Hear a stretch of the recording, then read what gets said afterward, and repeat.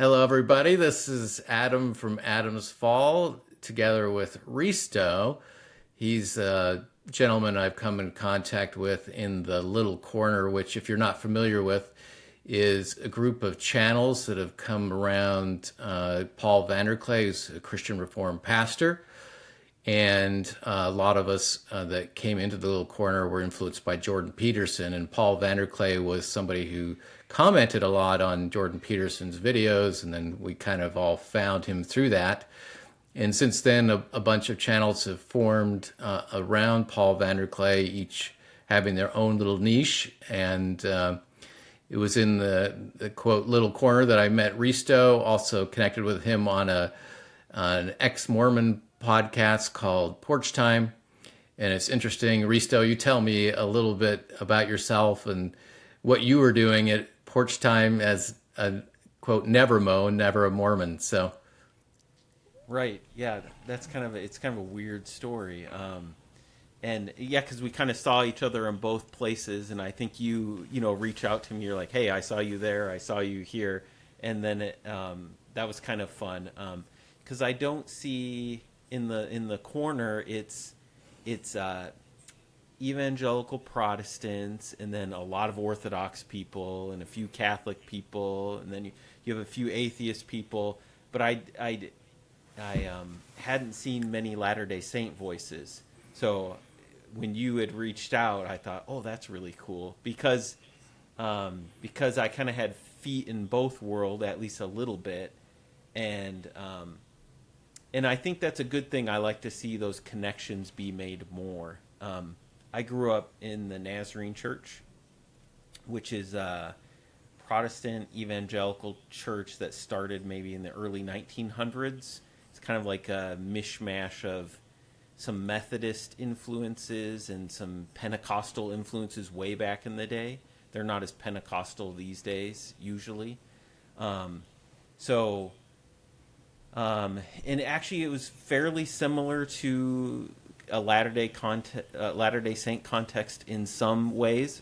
So when I visited Latter-day Saint sacrament meetings, it feels very familiar to like what church was like for me, like in the 80s with like the hymns, and it's kind of a little bit more formal than maybe a mega church environment.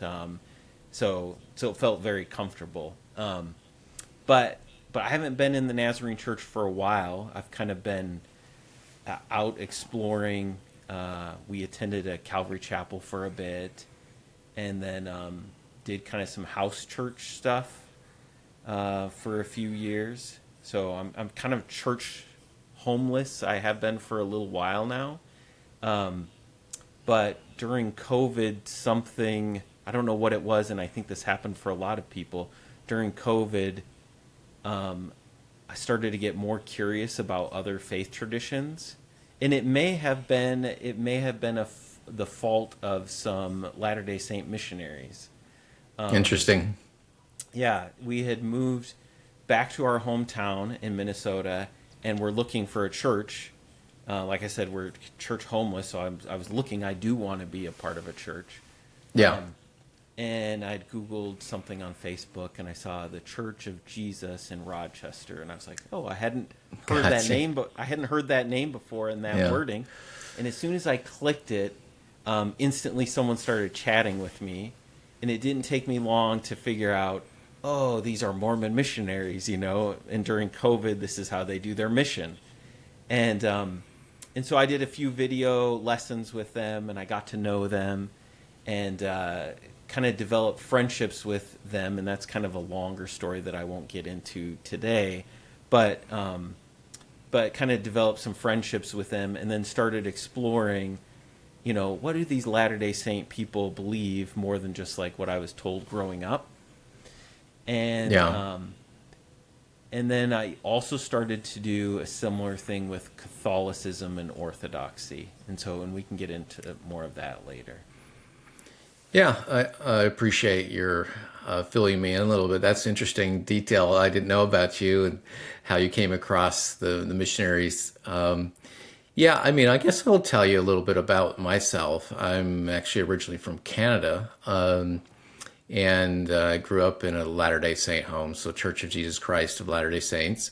So I was raised in it. My forefathers go all the way back to the very beginning. So some of my forefathers are in the LDS scripture called the Doctrine and Covenants. And in fact, John Murdoch, my earliest member in my family line, actually gave their twin kids. His wife died, and Joseph Smith adopted his twins. And so that's part of early church history. So it goes back a long way. And, just to be a little brief, I went on an LDS mission. I went to Norway. And it was actually in Norway I had a friend in high school that I attended a Catholic church with occasionally. But other than that, it was in my mission that, of course, I came across a lot of different faiths. Mostly the Lutheran church there in Norway was kind of the state church. So we'd eventually, occasionally go over there, meet with the priest, see what he had to say and that kind of thing. He would politely listen to us and have a polite back and forth. We talked with a lot of Muslims there, right? So that was interesting. They had a lot of refugees in Norway, of all places. And so we'd visit with them. They were very friendly and would let us in to talk, of course, just being nice and pleasant, showing hospitality, not really that interested. Weren't very many LDS members in Norway, so it was mostly, I'd say mostly atheists, to be honest. They weren't very active group, mostly old people in church there, so very, very few active church members. And after my mission, I went to college and got married, have kids. At some point, though, I lost my faith in God and Christianity. That's a topic for another time. And then subsequently my LDS faith, and was kind of wandering around for a bit when I came across Jordan Peterson and his biblical series. And the biblical series was kind of a wow moment for me because it opened my eyes to new ways of looking at the Bible that made sense to me. Like, oh yes, there's some science that goes with this. Psychologically, there's a lot of truth in there. And it was through Jordan Peterson and then Paul Vanderklay, who was commenting on Jordan Peterson, that I came into the group of the Little Corner. Although at that point, I think when I came across Paul Vanderklay, there was no Little Corner. There wasn't really these constellation channels. But eventually some people started to create content around Paul Vanderklay. And of course, there was another figure, Jonathan Pageau, who started. It was funny that originally Jordan Peterson called him the icon carver, and all I knew him was the icon carver. And eventually, had a small channel, and then he started talking about symbolism and orthodoxy. And I didn't encounter orthodoxy any time in my life, even in when I was in Norway. I don't remember any Orthodox presence there. There may be a tiny group there, but it was then that my interest peaked in that, I would say. Catholicism too, through Bishop Barron. So kind of some connections there. I started listening to Bishop Barron, who I really enjoy listening to. And some of the priests actually in the corner. So occasionally there would be a Catholic priest, or some of the members in the corner are Catholics, of course, too. So, it was kind of very interesting. Now, one of the calls that you get from, orthodoxy, I guess one of the things that people are looking for is they're looking for this old religion that is, I guess, unchanged, even though I know it's changed over the years, but they're looking for the old tradition that has the beauty and the architecture and the singing, and it's just this traditional conservative values, that hasn't changed as much. And that's one of the things that drew me to it, was just kind of the tradition. I guess the standard thing a lot of men are looking for in the Jordan Peterson sphere is just going back to older versions of Christianity that may be more stable and so forth. I don't know if that was what brought you to be interested in it, or how did you approach it? Ooh, that's a great question. I think somewhat. I'd encountered Catholicism maybe a little bit before COVID in a couple of places, but not way before COVID. I'm really big into Finnish sauna, and actually that's how I ended up developing some of those relationship with the missionaries. We would on their prep day once a week that they have, they would come over and use our sauna, so I would just host them. But I went to visit an Eastern European bathhouse in Chicago one time with some friends, and there was, I don't know why, we were looking for affordable lodging, and I found that there was a monastery in Chicago that you could stay at, a Benedictine monastery. And so I didn't know anything, Interesting. nothing about them. But since we were there, I was like, well, let's attend one of their services. So it was a Vespers prayer service, and went to that. And I'd never been to a church service that had incense or any of the chanting, and I found it just super profound, coming from a low church context. I think for a few reasons. One, it was just beautiful, and then I think a lot of their prayers are based around the Psalms. So I may have had like a little service booklet, and so I thought, that's pretty meaningful. I really find the Psalms encouraging. Yes. And then it also kind of had space that wasn't there in like a normal evangelical service, where it's kind of more like a concert. It had more space, and I was sitting in the back row. We were like the only ones there. I felt like I had space to like kind of pray during the service and also kind of hear from God. And then, so then just the chanting and the incense were like left on me, like literally the incense. Yeah. I'm smelling it hours afterwards. And so that really just struck me and stayed with me. And then when I started kind of exploring other faith traditions during COVID, other Christian faith traditions, then I dug into more like kind of what are some of their claims? What do they believe? But at first it was that initial, just a beautiful experience.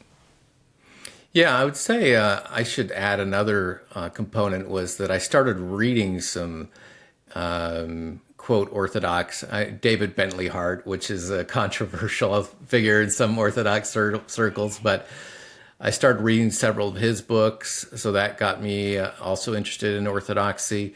I started reading some Catholics. Now, another kind of controversial Catholic figure is Richard Rohr, and that was during my quote deconstruction time that I was exploring other avenues, and Richard Rohr is very popular and kind of alternative Eastern religion type people, because he's very ecumenical and is connected to a lot of Eastern religion, very big into Christian contemplation and meditation. And so I read many of his books, and Balthasar, some other Catholic writers. So I found that very interesting. And then, through Pajot, I started looking into the church fathers, of course, like Maximus and others.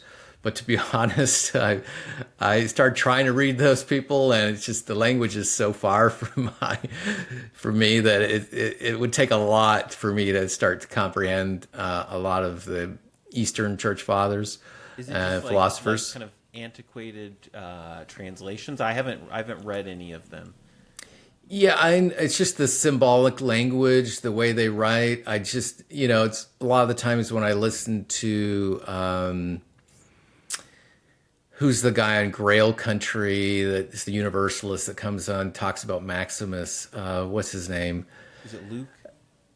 Well, Luke's one of the guys, but they have the Universalist. Well, he's the expert on Maximus, has written a book on him. Yeah, he starts talking the language of St. Maximus and these other people. I'm just out to lunch. I suspect it's kind of like if I started speaking LDS talk, started going through Book of Mormon and Doctrine and Covenants, the Pearl of Great Price. Yeah. That's why I'm trying in my videos to to give people a slight background before I introduce the things. Otherwise, you're completely lost. Because that's one of the difficulties is we each have our different language backgrounds, and we may not always understand where we're coming from. It's one of the things when I listen to Paul Vanderklay talk about various church denominations, which he's really up on, and how they talk about different things. It's taken me a lot to kind of pick up some of the lingo, and some of that's definitely true with Orthodoxy. Catholicism has one thing that draws me to Catholicism to some degree is it has a lot of similarities to Latter-day Saints in that a very hierarchical system. So you have, the Pope, and I'd say in the LDS Church, the President Prophet is even more hierarchical. We have, a group of 12 men, the quorum of 12 apostles, and we have a group of 70, very similar to the New Testament. So a little different than the Catholic Church, but they have different levels and as well. And they also have parishes, which is another thing that drew me both to Catholicism and Orthodoxy, in that in the LDS faith, the churches are geographical. So you go to the church that's in your geographical area. You don't just pick a church to go to. You can, but you're typically in a geographic area. So there's a lot of similarities in terms of hierarchy. Obviously, male priesthood, and in terms of just how the churches are set up, even though there's plenty of theological differences, obviously. But some of that's comfortable. I kind of understand the hierarchy, the kind of the way things go, to some degree.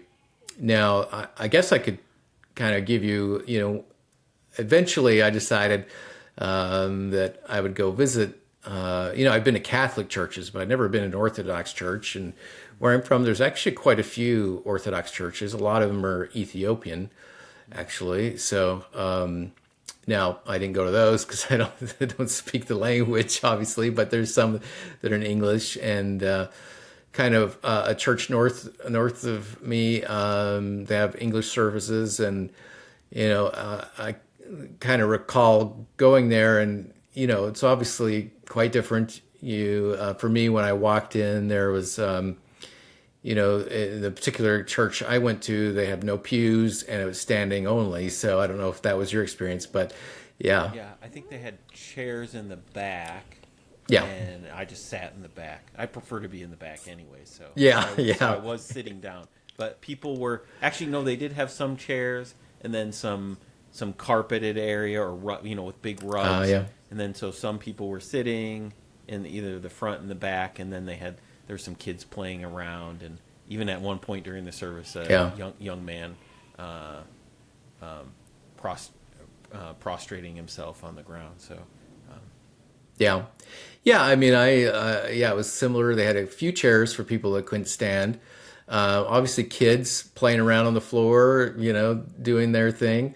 Now, for me, that was comforting. That was something I liked because, of course, the LDS Church, we're used to a lot of noise from kids in service, and there's no separate place you take your kids to during service to have more, quiet. So that was kind of a similarity. Now, not too many other similarities, really. Definitely the smells are different, as you noted, in these services. The only thing you're going to smell in the LDS service is your own smell. So if you're not smelling good, that's what you're going to smell. Obviously the bells and the ringing, everything was, no music. Of course, it was all a cappella singing, and the whole service was sung, which was, I found quite cool. I think the Latter-day Saint service has a mixture of hymns and prayer and what we call, quote, talks. They're I guess sermons, but not really, because it's the lay people in the congregation.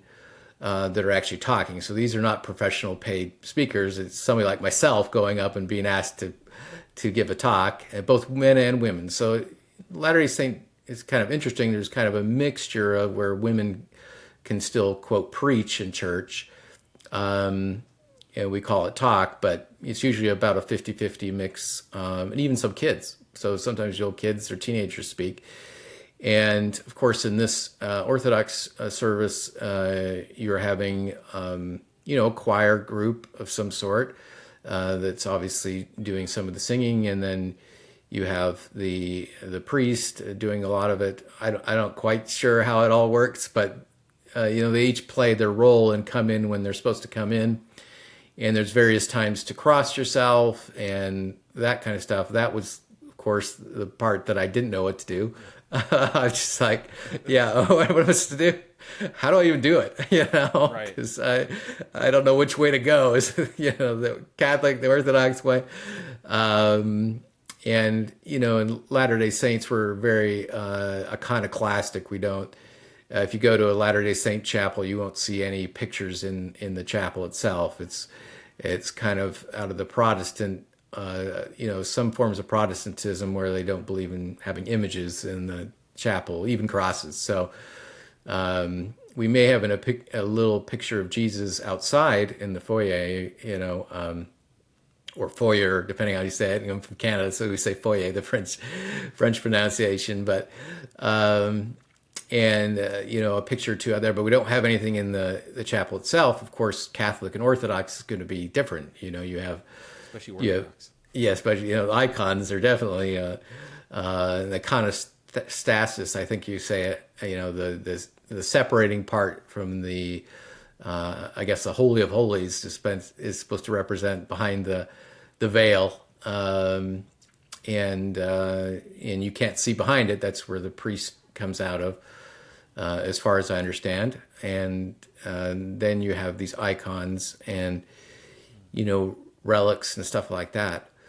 So kind of experienced, some of that. I don't know if you had relics or anything that they looked at. I'm not sure. What flavor of Orthodox church did you visit? I think it was just OCA. I think. Okay. I think yeah. Ours. It wasn't Greek. Yeah. Ours here in town is Greek Orthodox. Yeah, so there's some of that too.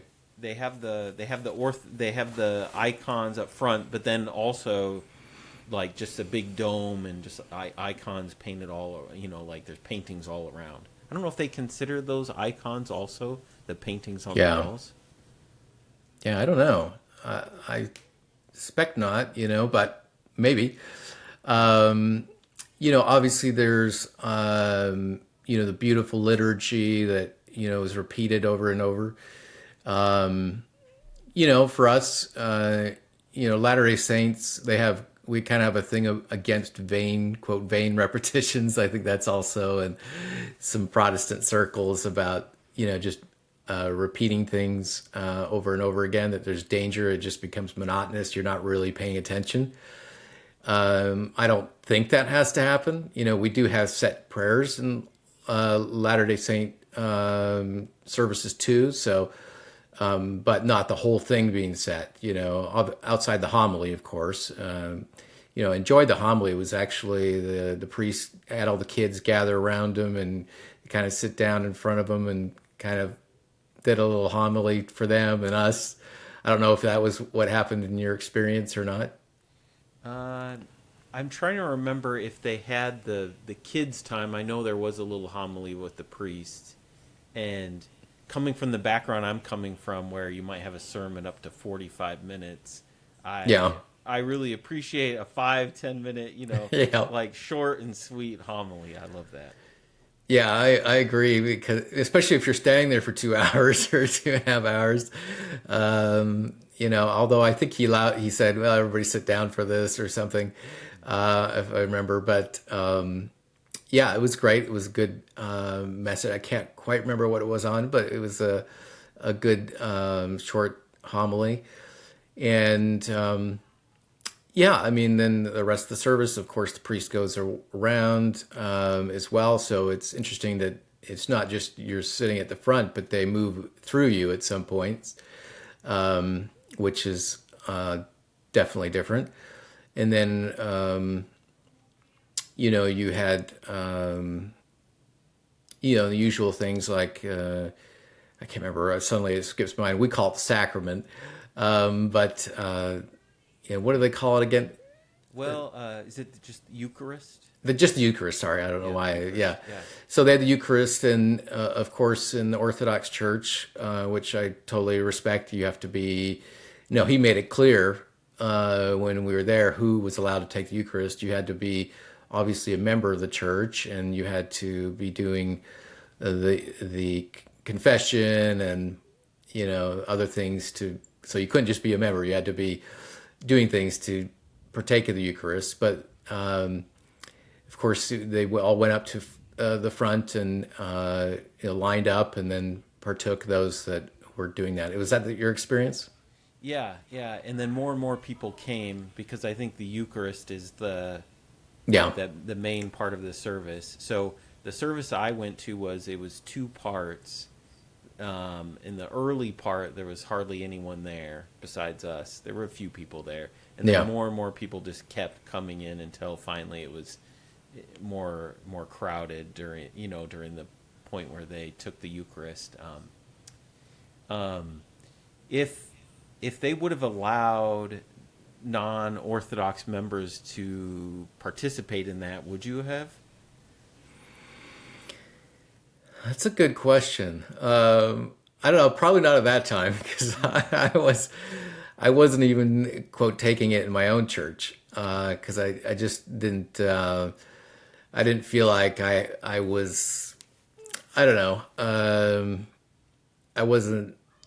I'm still a little difficulty with me with God and Jesus. I wouldn't say I've resolved those issues, but I wanted to take it seriously and that kind of thing. So I don't think I would have at that time, but yeah, I don't know. I mean, there's one issue, and that I think they use wine, of course. Oh, yeah, Latter-day Saints, we don't drink wine, so that would have been one small catch. Although you don't think about it. Technically, D&C does allow for that, right? Yeah, but exactly. Not the current, Yeah, what happened they early on used wine, but because they had to buy it from people that were antagonistic to the church, Joseph Smith essentially inquired whether it had to be wine at that point, and they said, well, no, it's just the symbol is important, so it could be water or other things. I mean, it could be grape juice and other things, but it didn't have to be wine. And I know there's some Protestants that also use other things besides wine too. Yeah, we did grape juice. Yeah, and we didn't have communion very often. So I know Latter-day Saints, it's every week, right? It's every week, but I think in Catholicism it can be every day. And they have enough services to do that. So we're kind of, I guess, I don't know if we're in the middle. I think we're probably more often than most, but definitely not as much as you can get in the Orthodox Catholic services. So, it was very, very humbling, and, I really respected what these people were doing. In my service that I went to, the majority were there at the start, but you're right, some did filter in later. After the service, they had coffee, kind of a coffee lunch hour. I know that's pretty common. Definitely not in Latter-day Saint experience. We're definitely not having coffee hour. But that was great. Probably what we have is we have kind of a Sunday school. So we have like a second hour. First hour would be where you're together in the chapel, and then the second hour is kind of a Sunday school of types. And maybe every other week we meet together as men and women. So we separate men and women. And so that's kind of where you get to kind of mingle with people, either in a Sunday school format or as men and women. So that would kind of serve that purpose, I think. And so that was great. I was glad that they had that type of activity where people could get together, because I think that's a danger with just having a repetitive service like that, where it's the same thing every time. Is that where do you get the interaction, the community building, and that's kind of when I don't hate to be critical of any of these things, but that's where some of the strengths of the LDS faith is in the community building aspect. We are assigned to take care of each other. We call minister to each other, to each member, and help each other and stuff like that. So we're obviously we're speaking and we're doing all the classes, everything. So you always have, quote, a calling, we call it, or something that you're assigned to do. And all of it's volunteer. So we even clean, LDS people clean the chapels. So we don't have people even take care of the chapel. We take care of it ourselves. So you're very involved in this kind of this communal aspect. And I think this is especially, Orthodoxy is not quite this way, but I think for me, the Catholic experience when you go to Mass for me, seems very distant. I seem almost like just an observer. I mean, of course you're doing things, but it's kind of, the interaction between you and the priest. You seem like I guess if you're going to confession but it seems like you're not involved, right? It's all done for you. And I think that's the same thing with the Orthodox experience, where some people can be involved, but since that Latter-day Saint experience is where it's everybody involved, everybody's taking part in speaking and doing callings, doing primary or Sunday school, and you're just so involved. It's almost unheard of that you're not doing something in the church in some way or fashion. Even doing stuff with young men. We used to do scouts, but since the scouting program changed and liberalized, the Latter-day Saint, I think, church was 50% of scouting. Maybe like 5 years ago now, we pulled out of Boy Scouts of America. So just because we don't want to mix male and female and other things that they decided to do. So, but there's definitely something for that I really enjoyed about both. I went to a Catholic Mass maybe a year or two ago. I'd been to several before, but it wasn't too far from me. Yeah, very beautiful. I love the, just the ritual of it, the beauty of it.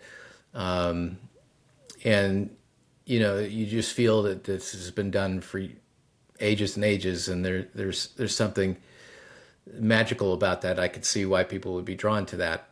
You want that depth. And, yeah, I don't know how your experience between Catholic and Orthodox. Did you have any differences that you know? Yeah, so I've only been to the Greek Orthodox a few times here in our town. Actually, my nephew just joined the Orthodox Church. So oh yeah, there we go. So one of those services was his baptism. And that was different than the normal one, and it's a lot more involved than like our Protestant baptisms or evangelical baptisms. So it was interesting to see all those elements. Catholic. What type of liturgy was it at the Catholic church that you went to? Was it a Novus Ordo or was it a Latin Mass? Yeah, I've never been to a Latin Mass. Okay. Yeah. So I've been to a few, just like a handful of the Novus Ordo, and that's kind of been a mixed bag. One of them was really good here in town, where they had the priest explaining all the elements. This is why we do this. This is why we do this, and that was really cool, especially for someone from the outside. But even as a member, I think it's good to be reminded of the whys behind it all. And then we went to one Latin Mass, and that was kind of a mixed bag experience for me. It was very full. When we went in, it was kind of darker. Yeah. And they were doing some sort of all chant or prayer together towards to Mary. So it's kind of dark, and I'm not sure about all this Mary stuff, and they're all chanting together, and I'm like, I don't know about how I feel about this part.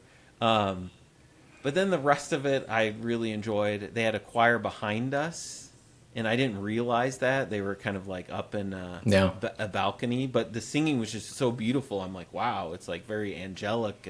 This congregation can sing really well. And then I realized they had the choir behind us. And I thought that was really nice. Evangelical churches are often criticized for being a TED Talk with a concert, and it definitely can get very kind of focused on the front with the concert aspect of it. So I thought that was a nice touch to have the musicians in the back, kind of leading from behind, and then our focus is up front. Big families, so that was kind of cool. Mm-hmm.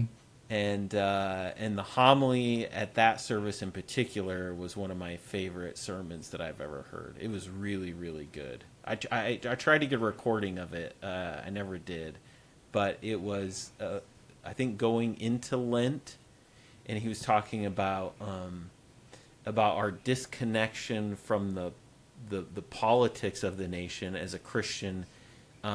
That our primary engagement isn't just a political one, that we're citizens of heaven primarily over citizens of a country.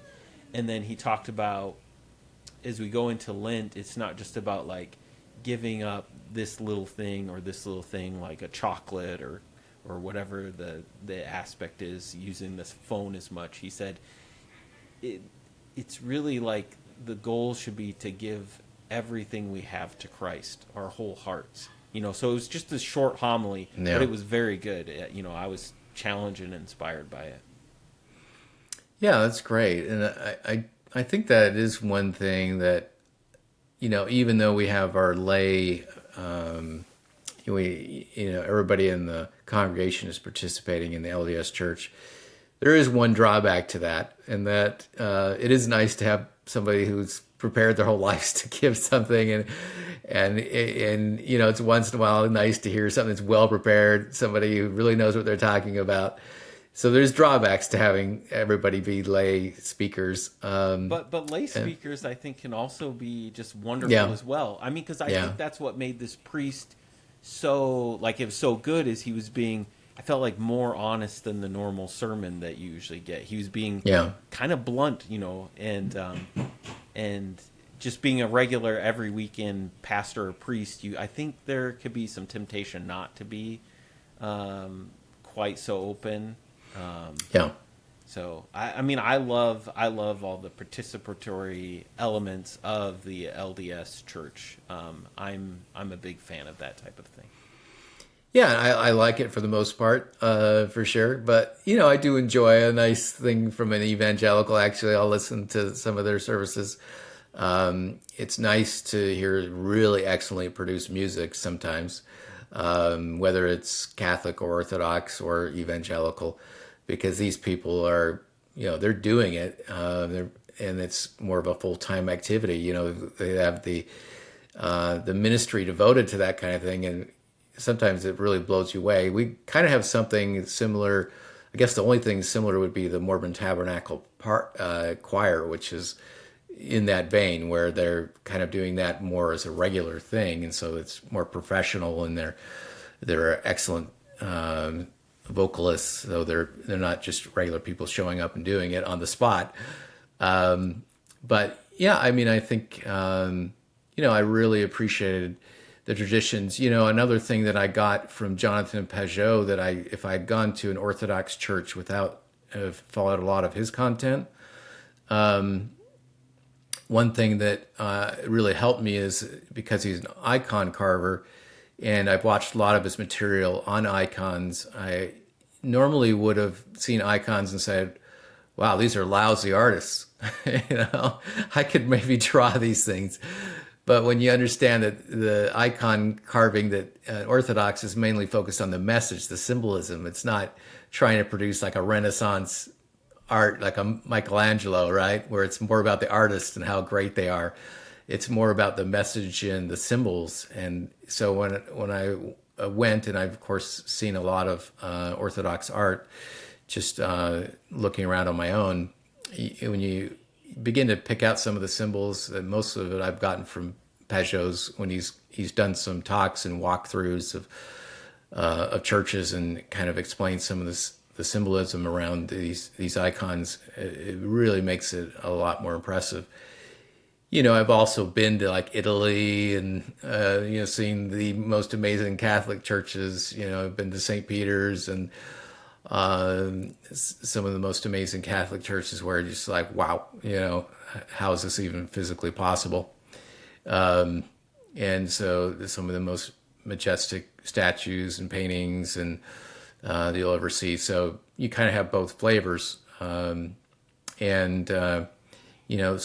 you're really impressed with the beauty, people donating to have beauty in their churches. Of course, this is slight different than the LDS church in that our local buildings are, well, kind of like a lot of Protestant buildings that are not a high church, in that they kind of look like a conference center. They're not. You wouldn't necessarily walk in and say this is church. Other than the LDS one, we have pews, so it feels more like a church that way. But of course, we have the temples, so we have separate temples that are really built more around.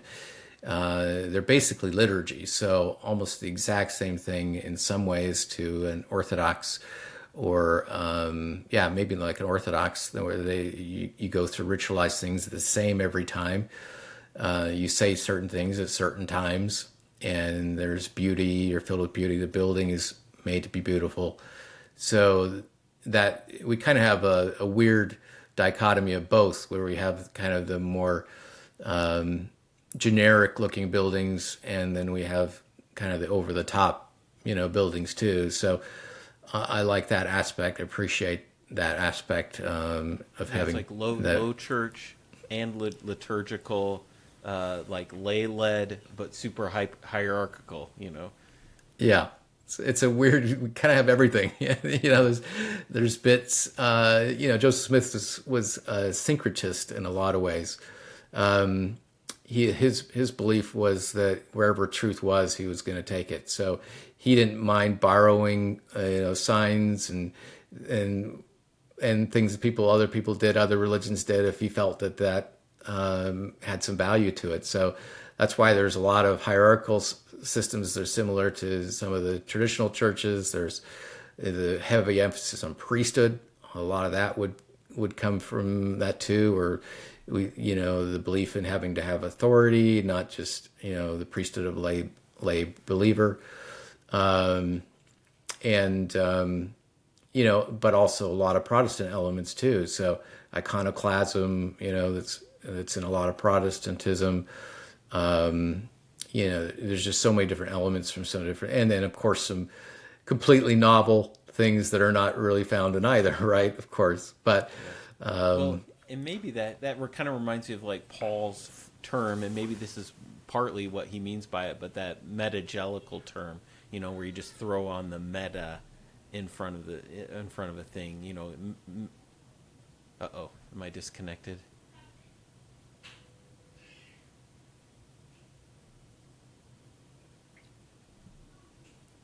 Looks like I might have lost you, Risto. Are you still there?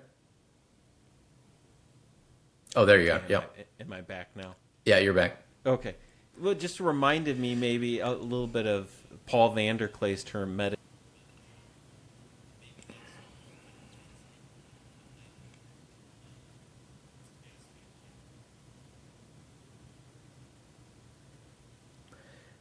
Looks like I lost him here again. I think he was talking about the metagelical.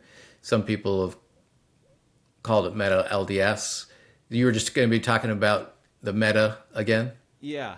And just in tying it into like Joseph Smith, which was,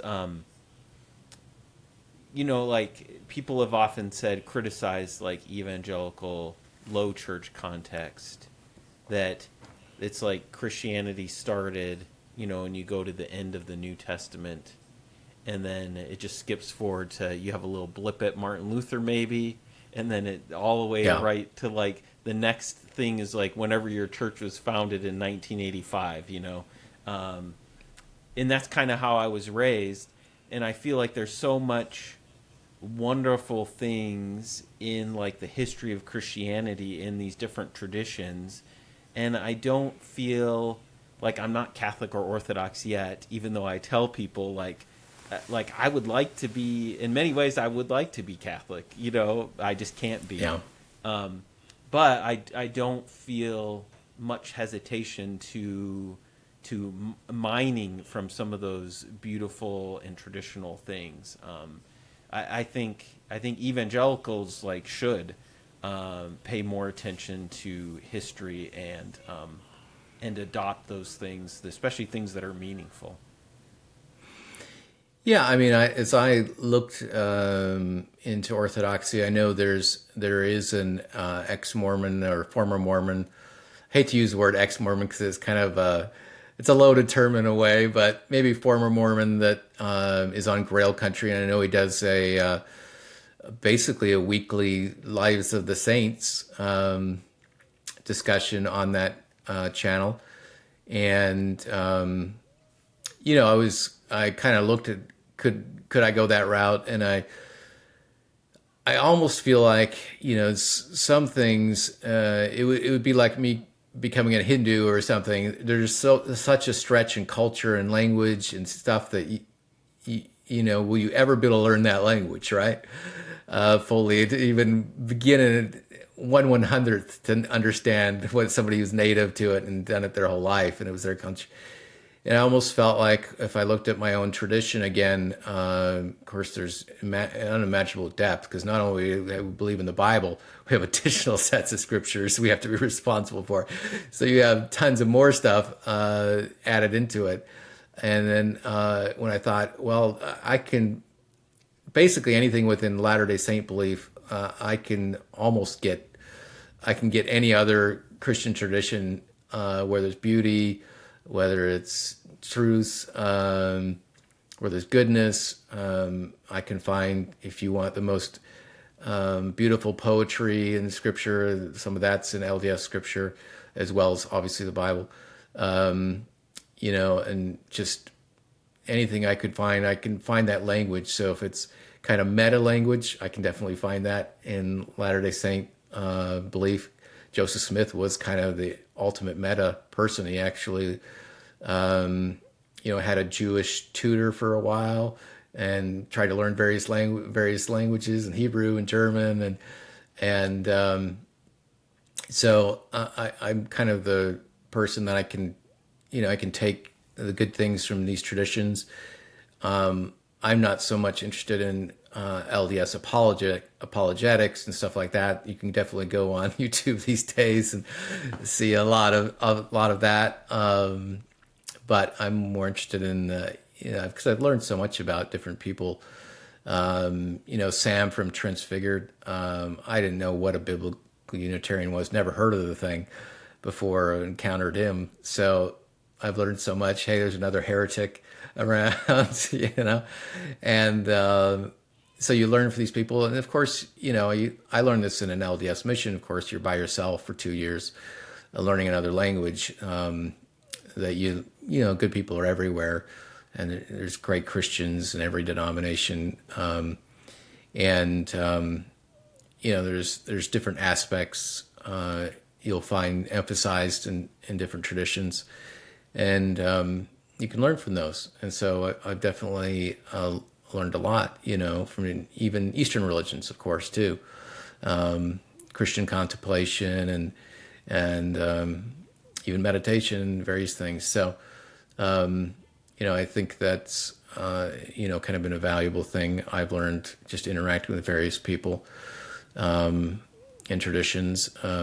Historically, the evangelicals and Latter-day Saints haven't been the friendliest, group, in terms of working together and stuff. But, depending on what level, though, because yes, there has, it's been my understanding that in many ways, like, that's opened up more Like for instance, like I think I've heard, I don't know the number, but that C.S. Lewis has been quoted many times at General Conference in the LDS Church, and that there's been some dialogue back and forth between the leaders from from both. So maybe not so much at the laity level or at the missionary at your doorstep level, but it definitely. It would be interesting to rewind the clock and go back to the 1930s and see what things were like. Yeah. Oh, I think things have definitely gotten better, and here you and I are talking. I think there's a lot more mixing with the internet, of course. You have a lot of people interested in Mormonism often because they're encountering ex-Mormon podcasts, which are some of the biggest on the internet. Interestingly, it's crazy how many huge ex-Mormon content creators there are, and so they might counter it from negative standpoint, or maybe there's been lots of TV shows now that have been made with Mormons as part of it. Usually not in the best light, but there's with the media and the internet, of course, there's a lot more mixing. I think that's good. I think it'll help break down barriers. Obviously, a little corner where we have all these various traditions represented. You have your Jewish segment as well, and you have biblical Unitarian, and then you have every walk of Protestantism, I think, and Catholicism. So, one of the reasons I started the channel is I know there are some LDS people that kind of hover around, lurk in the community a little bit. I'm probably more one of the active ones in terms of commenting, but I knew there probably wouldn't be a bad thing to have step outside and just kind of actually start creating some content and have these kind of conversations. Obviously, you're a great conversation partner. I've talked to you before, and you have that a little more insider knowledge, having you spending some more times in LDS spaces, not just ex-Mormon, but also pro-Mormon too. I know you've interacted in Thoughtful Faith and others that are more, straight apologetic types. So so I appreciate that, and that's obviously how I got to learn a little bit about Orthodoxy. But I'd say my the tiny bit I know at this point is such a depth of tradition and writing and stuff like that I can only just barely even think about it. I think one of the things I've kind of learned is that you have to have epistemic humility, and especially I try not to be derogatory towards other traditions, because we're so used to it in the Latter-day Saint context of people just giving whatever they've heard and just saying that's what we believe. And I appreciate a lot of people in the little corner are not doing that. They tend to be not just spouting off things that they've heard, and they tend to be respectful of other traditions. They obviously have their position, a lot of them, and they like their tradition, and some are like yourself, kind of still seeking and finding their way. So I think that is a unique kind of situation, and I hope that that something like that can grow further. Right. I don't know what your thoughts on that. Well, and I hope that kind of in the mainstream Christian world, there can be the infighting things, between Catholic or Protestant or Orthodox, and some of that's broken out in the corner a little bit recently. And, one question I would have for them, for Orthodox or Catholics or even Protestant, is where is the locus of our unity? And that's a question I asked for myself as well. Is it in Christ? Is it in an institution? Is it in a liturgy, a theology? Where is it? And sometimes I think that locus of unity is in that we don't like Mormons, and I don't think that's a great place to just have your main part of agreement. Like I would like to see these different groups lead with curiosity and do their homework a little bit better and get to know some Latter-day Saints. And like I've discovered, with Catholics and Latter-day Saints, is there is there's just like a broad difference of perspective and belief under, for the various different church members. And it's even true in Orthodoxy. Sometimes I get whiplash. Sometimes it's like, if you're outside of the ark, you're not saved. We're the one true church. And then the next person I hear from is like, well, it's, different traditions. I just find it helpful and beautiful, and I really respect these other different traditions. So just the same way that Orthodox aren't all the same, like I've discovered that all LDS members aren't the same. There's quite a different variety of perspectives.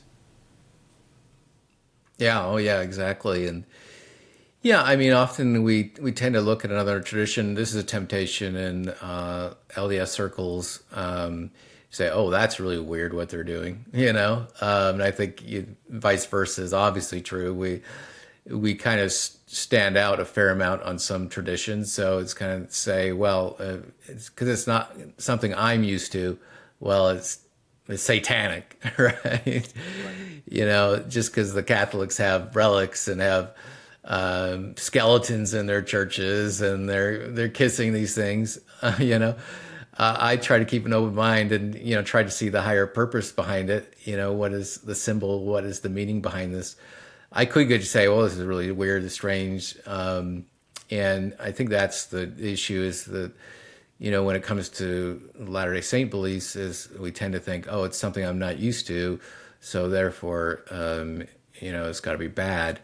Instead of searching deeper, what meaning is, purpose is behind this? How does it help this person transform into being a better person? And I think what Joseph Smith said, that there, that the center of the religion is that Jesus died and was resurrected on the third day, and everything else is just what he called an appendage to it, meaning it's secondary. So really, if there's anything you can reunite about, all the other little quirky things people would point out in the LDS beliefs are all secondary to the life, death, and resurrection of Jesus. That's obviously the focal point. And and I think that if we can unite around that kind of thing in terms of here's the exemplar in all our traditions. We might have a little different take on, how the world was created, and where we go after life, after death. We might be a little more explicit and detailed. That's essentially what Latter-day Saints beliefs are. They kind of went the opposite way of, instead of receding and trying to explain less, Joseph Smith tried to explain more. He enlarged the vision instead of shrunk the vision. And but really that's all secondary. None of us, I haven't had a vision of what the afterlife is, or what the premortal existence was, or how the world was created. So I think that's kind of my main way I look at it. And I any other influences or things you notice from Catholic or Orthodox that kind of stand out? I mean, so I appreciated when I visited the LDS church that they offered sacrament to me. I think that's okay, right? I mean, the missionaries, I don't know if they were supposed to or not, but they did. And I appreciated that. I do feel kind of a little put out at Catholic and Orthodox churches that they don't. And that's an interesting question for the corner. I think it's been brought up a few times, is when they have these gatherings, and many of them are Christian, who take the name of Christ, but it's like, well, they can't share communion together, at least in the Eucharist, and that's kind of, I think that should maybe be a sobering thing for us. And I have my own perspectives on all that. There were years where I've struggled to take communion for myself, not feeling worthy to, and I definitely have a heterodox take on that these days, which is that I think as long as people, and don't take my word for this, you should definitely pray about this first, but as long as people are recognizing, I think the whole point of communion is to recognize what Jesus did, in his sacrifice, in his sacrificing his body and blood, and that we need that reminder, the same way that the Passover was practiced year after year for the Jewish people, we're a crazy forgetful people. That might be our biggest sin that never gets talked about, is how forgetful we are. But that we all need that reminder, even people that are struggling, even someone that might be atheist. Like, if you're to say, like, is it good for an atheist to think about that this Jewish rabbi, maybe sacrificed himself 2,000 years ago? Like, obviously, as a Christian, I would be like, yeah, that would be good for them to think about, even if they don't understand all the ins and outs. Or would it be good for someone that's sinful and struggling with that? They're not embracing an unrepentant sin in their life. That would it be good for them to remember, like, what Christ did on the cross? And again, I would answer the same way of, like, yeah, that could be a helpful thing in that circumstance.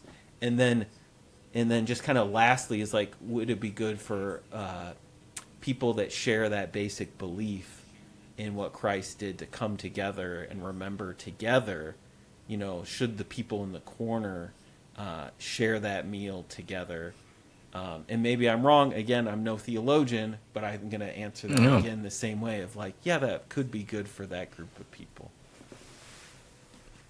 Yeah, interesting. So, like, the church of the little corner. Some people thought it's kind of like a community. Yeah, that's an interesting thought. I take it in the way that you're describing it. I also see it your God is at one with all of creation. Jesus performed an atonement at one-ment, and you're literally ingesting in a certain way God, and we wouldn't believe literally in the LDS faith, but symbolically, you're becoming one with Jesus in that moment, in that you're remembering and trying to remember the body and the blood and so forth.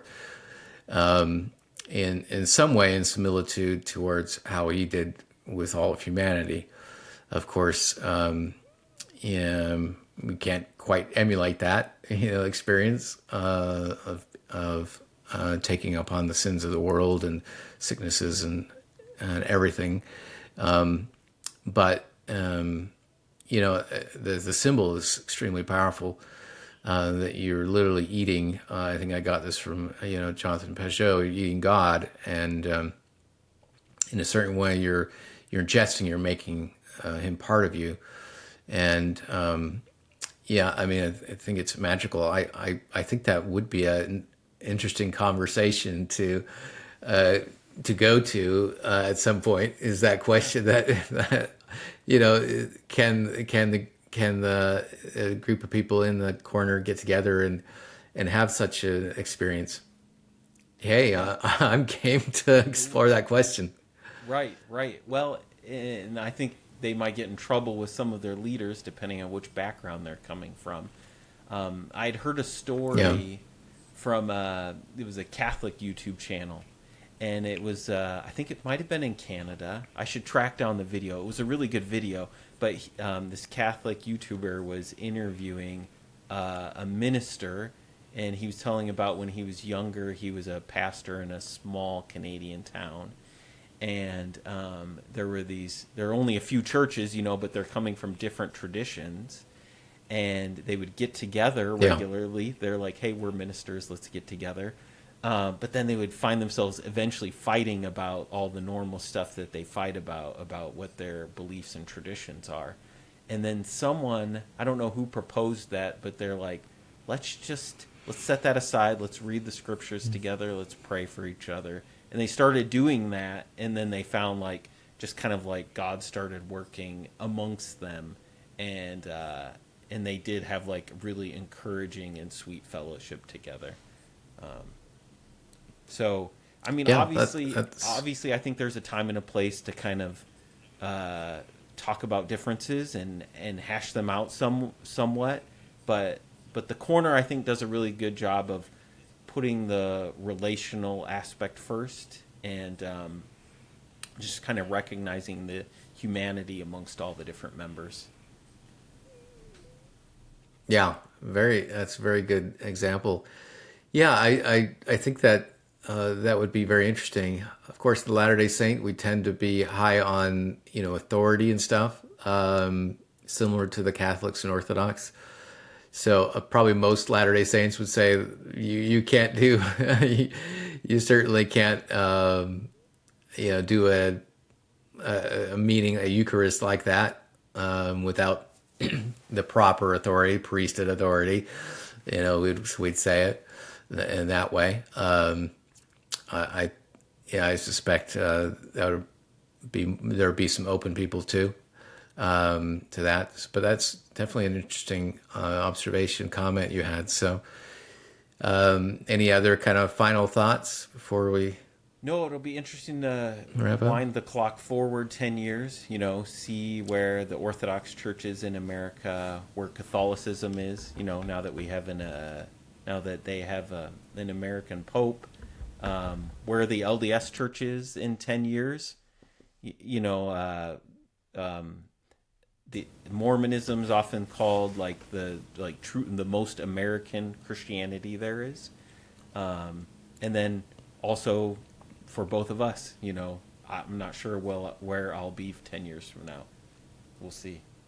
Yeah, absolutely. So, well, thank you for coming on. I think we have a few other ideas of topics we can discuss. I think the one you brought up is very interesting. That might be a very interesting conversation to have, like a group of people to discuss, in the corner at some point, kind of a TLC communion of sorts. Yeah, that would be interesting. Get some ideas. Like, who would be good to? Be interesting to hear like Luke's perspective, and I would want to hear Chad's perspective, and Paul's perspective. The weird thing is, I think a lot of people would get in trouble for doing that, but I think there's a larger than non-zero chance that it's actually the Christian thing to do. Again, I'm not a theologian. I wouldn't put a huge bet on that, but just kind of the idea of people coming together to recognize Christ that way, that does seem to be like where the locus of Christian unity should be. But I'm an evangelical, so I'm going to lean that way anyways. Yeah. No, I that's interesting. I hadn't thought of that. Well, of course we're all, the ideal is that everybody gets together. Of course, each denomination says, well, we're the one, right? And well, not all, I guess, but there's definitely a strong strain of that in LDS, obviously. Everybody's got to come to us, right? You're either but I agree with you. Yeah, you're either the one true one or you're the best one. It's one of the two. Yeah. And we tend to, the modern way leaders put it in the LDS churches, where we have the most truth, right? That's what you hear, bring what you have and we'll give you more kind of thing. And I think you hear that in a lot of traditions as we're becoming more ecumenical and realizing that, a lot of people, I mean, Joseph Smith was definitely that way too, but for sure he was, like I said, a syncretist in a lot of ways, bringing influences from all over the place. And so I think that's a good model. So, appreciate you coming on. It was actually short notice, and you were able to jump on. And I think we have some other ideas. We could do some follow-up episodes and see if anybody will respond to this.